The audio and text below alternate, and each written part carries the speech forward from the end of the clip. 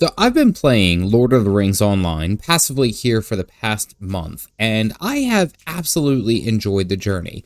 Now, Lord of the Rings does a bunch of different things right, and every time I log in, it has always been a treat. So I'm going to go over what my sentiment is for the feelings of Lord of the Rings Online in 2025. I'm going to look at some of its best features, where it struggles a little bit, and some of the things that I have noticed in my playtime, and seeing how it is faring in this year. So here we go. First, one of the best things about this game is the immersion into the environment. The PvE environment here is fantastic. Now, of course, there's very little PvP. You could go into the monster play area, which I don't venture much into. The best thing about this game is its dedication to Tolkien's vision. Now, whatever race you end up starting out, whether it be a hobbit, a man, a dwarf, or an elf, you have roughly the same kind of startup, we'll say. You'll have your initial zone where you have to go around and do a bunch of different tasks and kind of mend the air, but it all joins together into one main story. As you are progressing through this main story, you find out a little bit about the ring wraiths, and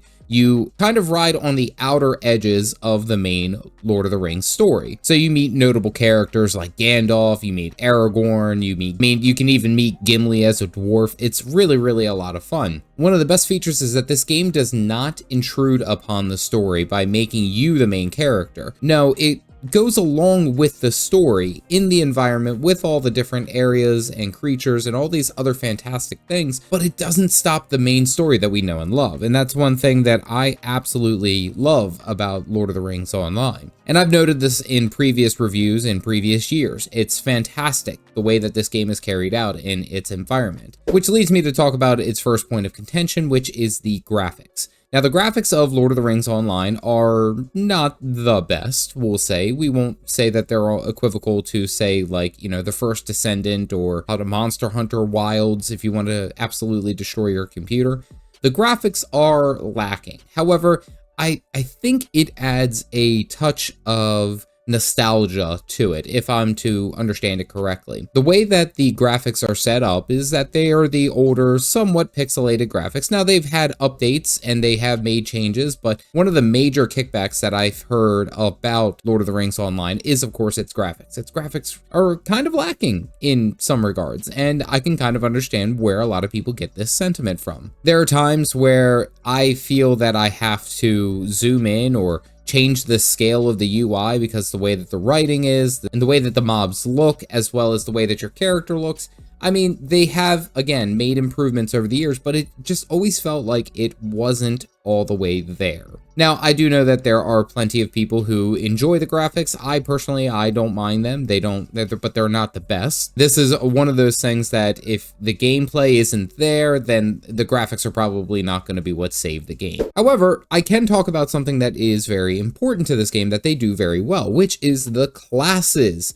The classes here in Lord of the Rings Online are fantastic. I love the idea of all the different classes being able to have their specific roles and their abilities. So, for example, like something named like the Guardian is going to be very good at tanking, whereas a Champion is excellent at DPS, or even the one that I recently played, which was the Brawler. I played a Hobbit Brawler, which I thought was hilarious. It can be both a tank or a DPS, and it can even support if you go down the yellow trait line, which is a part of the specializations that you can mix. Now, what's really important to note about this is that they try to keep the normal fantasy classes that you would expect in other, medieval set MMOs or kind of Middle-earth MMOs, and they do it in such a way that it is engaging in that they are different, but they all have their utility and they can be a valuable part in any fellowship, which is what the groups are called here in this game. And as I said, I decided that I would try out the Brawler, and the Brawler is absolutely fantastic. It has been a load of fun playing the Brawler. And not only that, going more the physical route, being able to break things, punch through things, all of these attributes add up to making it a really engaging and fun experience. Now, there are a handful of other classes that they have included over the years. Like one of the ones that were not included in the base game is the Mariner class, which is, of course, for the Corsairs of Umbar expansion. And that one looks unique as well. But again, it doesn't go outside of what you would normally expect within Tolkien's universe, which I think it was a very meticulous way to do it. but also a lot of fun. Each class that I've played has their uniqueness to them. I've played the Warden thus far, I've played the Guardian, and now the Brawler, and all of them are a ton of fun. A ton of fun. Absolutely love them. Now let's go ahead and talk about the combat. So the combat of this game is okay. I wouldn't give it, the highest marks as fluid and the best, but I also wouldn't say that it is absolutely abysmal. There are many times where the combat is a bit slow, or it does feel that it is almost like there's like these input kind of issues where it's like if you double click on something, say for example, my Brawler's one of biggest attacks is an unleashing a flurry of punches, and I'll be pressing the button and for whatever reason, it counts it as a double tap and then it doesn't work. And as I'm going through the combat, like if I pull multiple enemies at once, it's hard to target them and to see where their HP is. It's things that modern MMOs do very well as far as showing what the floating health bars or something along those lines that I really wish that Lord of the Rings Online would do a little bit better. But of course, the combat can be scaled. If you don't add any of the landscape difficulty, for the most part, everything melts in front of you. Even as the Guardian, if you wanted to just be straight up a tank and go tanking your way through, you can absolutely do that and have no problem. But if you want to scale things up and make it a little bit more difficult and more strategic, we'll say, you can of course adjust that to make that combat a lot harder. Now that also doesn't change any of the things inside the main story instances, which is actually very important to note, because as you're going through, if you're going through a key part of the story, you don't want to have to scale back the difficulty because you can't beat it. Now, I do like, actually, and as I've mentioned, the differences of the classes. Each one of the classes offers these different levels of combat, and the combat feels really engaging. Say, for example, the Warden. The Warden is all about setting up these 1, 2, 3 combos. And if you land the abilities in a specific order, it opens up a third attack, which is different based off of the previous two. And there's so many different combinations that you basically have to remember it. The Guardian is straight up, basically a tank. I mean, even if you go down the red DPS line, you're still doing quite a bit of damage, and it seems like it's mostly damage over time. Whereas compared to the Brawler is just straight up flurry of blows, and you can set up combos that work better if you do it appropriately. You can regenerate some of your energy, which is basically your mana. There's all these different things that make it a lot more interesting.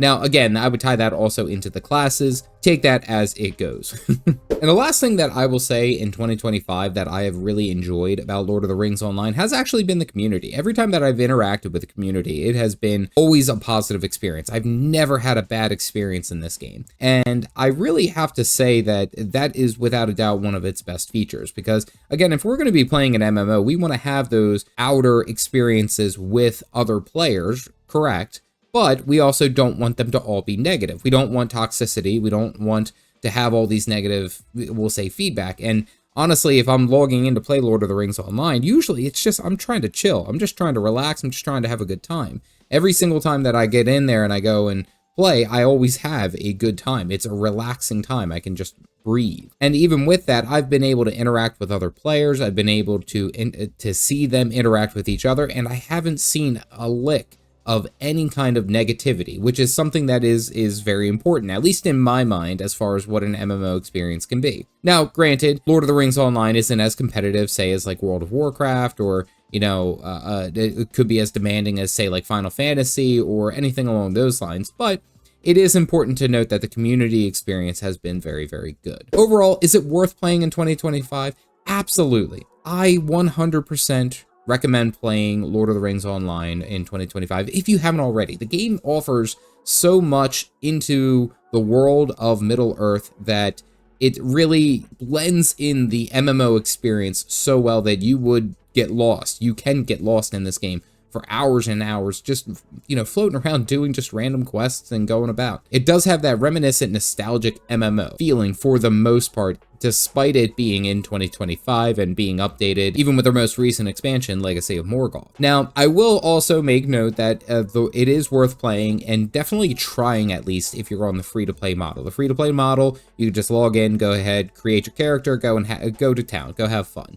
They do also offer the VIP service, which is their subscription service, which is optional, 100% optional. And basically, you're able to get the whole game and play all the different things, and you get a steady fund of lotro points, which you can then use to purchase other things. Now, the VIP service is about like $15 a month if you buy a single month, and if you go up to 3 months, I think you can get it down to like 30 bucks, or it's like $10 a month. It gets cheaper. But all in all, the game does offer quite a bit, even if you go outside of the VIP service and just play the free-to-play model. Highly, highly recommend if you are a person who likes Lord of the Rings Online, who is a fan of the Tolkien universe.